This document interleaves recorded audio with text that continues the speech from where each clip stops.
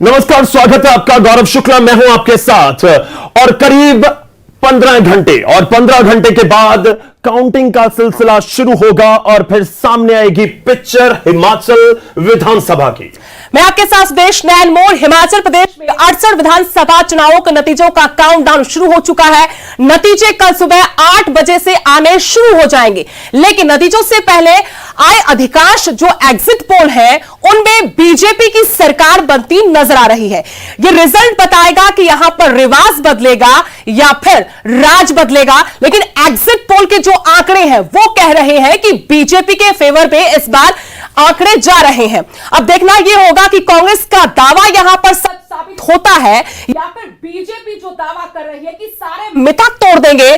दशकों से जो चला आ रहा है कि हर बार सरकार यहां पर बदलती है, यानी सरकार रिपीट नहीं होती है, इस बात में दम रहेगा या फिर ये देखते हैं कि मतदाता बहुत साइलेंट रहा। हम तमाम पहलुओं पर बातचीत करेंगे, हमारे रिपोर्टर्स अलग अलग जगहों से हमारे साथ जुड़ेंगे, उस पर विश्लेषण करेंगे। लेकिन अभी तक जो आंकड़े हम जुटा पाए हैं, जो विश्लेषण हम अपने स्तर पर कर पाए हैं, उनके मुताबिक पहली दफा ये चुनाव ऐसा हिमाचल प्रदेश में जहां पर वोटर्स बहुत साइलेंट रहे।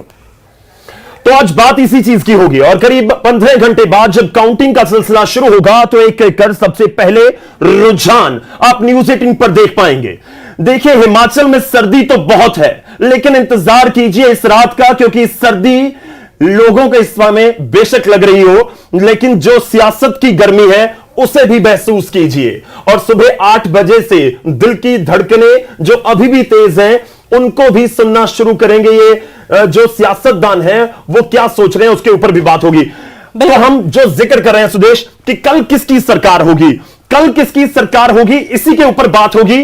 और इस बातचीत के बीच उन तमाम दावों का भी जिक्र करेंगे जो एग्जिट पोल से पहले, चुनाव के बीच और चुनाव के बाद होते हुए नजर आए हैं। 12 नवंबर को वोटिंग हुई थी, 8 दिसंबर का इंतजार था, वो पल बस कुछ ही लम्हे दूर है, कुछ ही घंटे दूर है। काउंटडाउन शुरू हो चुका है और सबसे पहला रुझान भी आपको न्यूज़ 18 पर ही देखने को मिलेगा और सबसे पहला परिणाम भी हम ही आपको बताएंगे। लेकिन जो समीकरण इस बार हिमाचल प्रदेश विधानसभा चुनाव में बने हैं, जो हालात हुए, जो बागी हुए और जहां दो पार्टियों के बीच में मुकाबला होता था, बहुत सारी सीटें चाहे कांग्रेस के बागी हो या फिर बीजेपी के बागी हो या फिर आम आदमी पार्टी की जो पहली दफा दस्तक थी, उसकी वजह से मुकाबले त्रिकोणीय भी बहुत सारी सीटों पर है। इसके अलावा बहुकोणीय मुकाबले भी हैं। अब मुकाबलों में बाजी कौन मारेगा ये देखना होगा, उसके लिए कुछ घंटे और इंतजार आप सबको करना होगा। साथ ही ये कयामत की रात है सियासतदानों के लिए जो अपना भाग्य आजमा रहे हैं। हम सिलसिलेवार तरीके से बातचीत करेंगे, लेकिन हमारे संवाददाता भी अलग अलग जगह से जो अभी तक रिपोर्ट कर पाए हैं उन पर भी हम चर्चा करेंगे, उनसे बातचीत करने की कोशिश करेंगे कि आपके विधानसभा क्षेत्रों में आखिरकार मतदाताओं ने क्या देखा, अपने उम्मीदवार के अंदर क्या देखा, क्या वहां पर जो स्थानीय मुद्दे थे वो हावी रहे या फिर केंद्र में जो सरकार है, प्रधानमंत्री नरेंद्र मोदी का चेहरा है, बीजेपी की तरफ से ये देखा गया, कांग्रेस की तरफ से ओपीएस को देखा गया, महंगाई बेरोजगारी का बड़ा मसला था। बिल्कुल। तो चलिए, सुबह 6 बजे से आपके साथ जुड़ेंगे हम, लेकिन उससे पहले आपको ट्रेलर दिखाते हैं। ट्रेलर का मतलब सीधा सा यह है कि आप सुबह 6 बजे से देख क्या पाएंगे।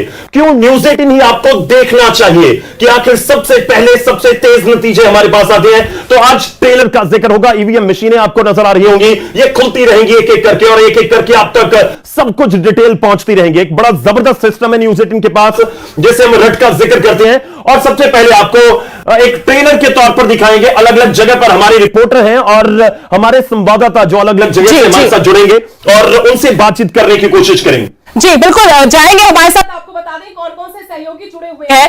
राजेंद्र शर्मा है शिमला से, हमारे संवाददाता ऊना से अमित शर्मा है, धर्मशाला से विचित्र शर्मा है, तो वही सचिन शर्मा जुड़े हैं मनाली से, वीरेंद्र भारद्वाज हमारे साथ जुड़े हैं मंडी से, कीर्ति कौशल है सोलन से हमारे साथ जुड़े हुए हैं। तो इनके पास सिलसिलेवार तरीके से जाएंगे, लेकिन सबसे पहले राजधानी शिमला का रुख करेंगे। राजेंद्र शर्मा हमारे सहयोगी वहां से जुड़े हुए हैं। राजेंद्र, शिमला जिला और यहां पर ज्यादातर वो विधानसभा सीटें हैं जो कांग्रेस का गढ़ मानी जाती रही, लेकिन ऐसी सीटें भी कम नहीं है जहां 2017 के विधानसभा चुनाव में बीजेपी ने गढ़ में जाकर सेंधमारी की, किले ढहा दिए गए। लेकिन इस बार के समीकरण क्या कहते हैं, क्या मुद्दे रहे और मतदाताओं के मन को अगर आप टटोल पाए हो तो क्या लगा आपको? सुदेश, शिमला जिला की हम बात करें, 8 विधानसभा क्षेत्र हैं और ट्रेडिशनल तौर पर जैसे आपने कहा शिमला कांग्रेस का गढ़ माना जाता रहा है। वीरभद्र सिंह जब से मुख्यमंत्री हिमाचल प्रदेश में रहे हैं, उन्होंने जहां से भी चुनाव लड़ा वहां से चुनाव जीता, चाहे उस रामपुर की बात हो, रोडू की बात हो, शिमला ग्रामीण या फिर सोलन जिला के अर्की, चारों स्थानों से उन्होंने चुनाव लड़ा और चारों स्थानों से उन्होंने जीत भी हासिल की। तो ऐसे में शिमला जिला ट्रेडिशनल तौर पर कांग्रेस का गढ़ माना जाता रहा है, लेकिन भाजपा ने धीरे धीरे ही सही लेकिन इस गढ़ में भी सेंध लगाना शुरू कर दिया है। अगर चौपाल की बात करें तो चौपाल लगातार भाजपा जीत रही है और इस बार भी जो मुकाबला है वो चौपाल में भाजपा दे रही है। हालांकि कांग्रेस के जो बागी प्रत्याशी हैं वो इस बार चुनाव को त्रिकोणीय बना चुके हैं। कांग्रेस के बागी प्रत्याशी है, भाजपा से प्रत्याशी और कांग्रेस से, तो त्रिकोणीय और इंटरेस्टिंग मुकाबला चौपाल में इस बार रहने वाला है। इसके अलावा ठियोग विधानसभा क्षेत्र की हम बात करें तो जो शिमला जिला में 8 विधानसभा क्षेत्रों में सबसे अधिक जो उम्मीदवार हैं वो ठियोग विधानसभा क्षेत्र में है और इनमें अगर हम कहें तो एक से बढ़कर एक हैवीवेट उम्मीदवार सभी हैं। चाहे वो इंदु वर्मा की बात हो, पूर्व विधायक राकेश वर्मा की वो पत्नी है और एक अपना अच्छा खासा होल्ड वहां विधानसभा क्षेत्र में रखती हैं। इसके अलावा कांग्रेस के पूर्व अध्यक्ष कुलदीप राठौर वो वहां से चुनाव लड़ रहे हैं। भाजपा की तरफ से जो जिला अध्यक्ष महासू जिला के जो भाजपा का संगठनात्मक जिला महासू है अजय श्याम, उनको चुनावी मैदान में उतारा गया है। इसके अलावा कांग्रेस के दिग्गज नेता है, उनके पुत्र यहां बागी होकर चुनावी मैदान में उतरे हैं। राकेश सिंघा सीपीआईएम के विधायक रहे हैं, एकमात्र विधायक विधानसभा पहुंचने वाले हैं सीपीआईएम के, वो भी दोबारा से अपनी किस्मत आजमा रहे हैं। तो ऐसे में गौरव हम कह सकते हैं कि जो ठियोग है वो बड़ा इंटरेस्टिंग कल देखने में रहेगा कि कौन जीता है कौन हारता है और मार्जिन अगर हम कहें तो इन सीटों पर ठियोग विधानसभा क्षेत्र में बहुत कम रहने वाला है। इसके अलावा शिमला शहरी हम कहें तो एक हॉट सीट बनकर सामने आया है। भाजपा ने जिस प्रकार शहरी विकास मंत्री सुरेश भारद्वाज को कसुम्पटी से चुनाव लड़वाया, शिमला में जो शिमला के पूर्व जिला अध्यक्ष थे भाजपा के संजय सूद, उनको चुनावी मैदान में उतारा, वर्तमान में वो कोषाध्यक्ष भाजपा के हैं। तो एक चाय वाले के नाम से उस अपनी जो टीआरपी है वो उसको लेकर जा रहे हैं और कांग्रेस की तरफ से लगातार पहले निर्दलीय चुनाव लड़े, अब कांग्रेस के टिकट पर चुनाव लड़ रहे हैं हरीश जनाता, वो चुनावी मैदान में और सीपीआईएम भी इसको इंटरेस्टिंग बना रही है, सीपीआईएम के विधायक भी हैं। इसके अलावा कसुम्पटी की बात करें तो कसुम्पटी में लगातार कांग्रेस का गढ़ रहा है,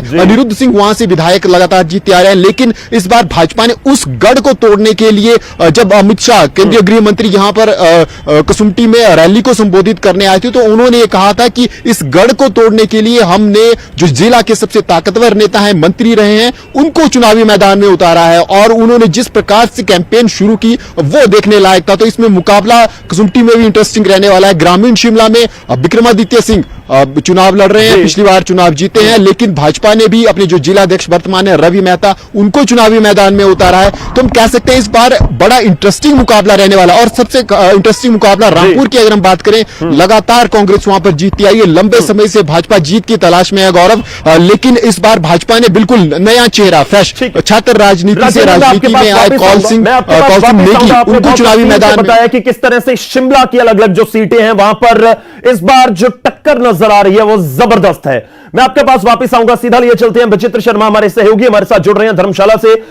विचित्र, कहा जाता है कि मंडी और कांगड़ा सरकार तो यही से बनती है, लेकिन मैं सीधे कम शब्दों में जानना चाहूंगा कि 5 ऐसी सीटें जिन पर सबसे ज्यादा नजर रहेगी कल सुबह, जिन पर यह होगा कि नेक टू नेक फाइट है। आज पूरे देश ने दिल्ली एमसीडी के चुनाव देखे हैं कि बड़ा जबरदस्त मुकाबला बीजेपी और आम आदमी पार्टी में था और कुछ ऐसा ही मुकाबला कांग्रेस और बीजेपी में हिमाचल में भी होने की संभावना है। तो ये कांगड़ा और मंडी के समीकरण क्या कुछ कहते हैं विचित्र?